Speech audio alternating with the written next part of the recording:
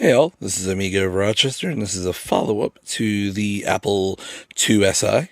This is the power supply. If you remember, it was very nasty, very dirty.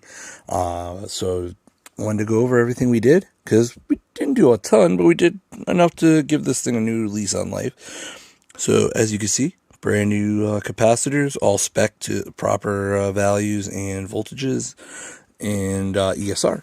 So we also did the daughter board. We cleaned that up with some acetone. There was a lot of gunk on it. It's nice and clean now.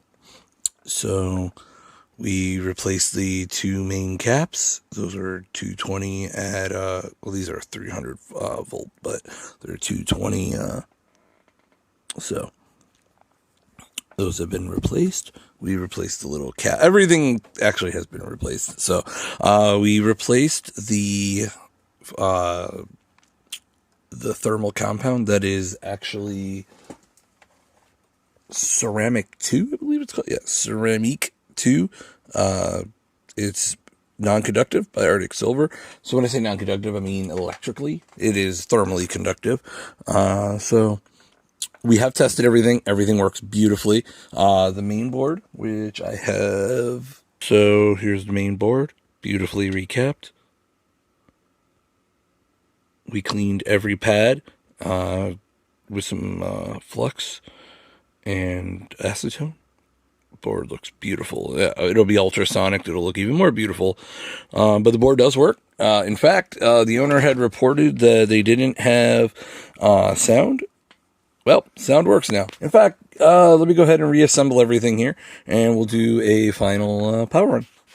Everything is back together. As you can see, got it in our IISI test rig.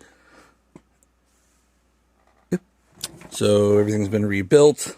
We put in the screws to hold down all the basically mounted pieces. This is nice and solid. So I'm going to go ahead and hit the power button.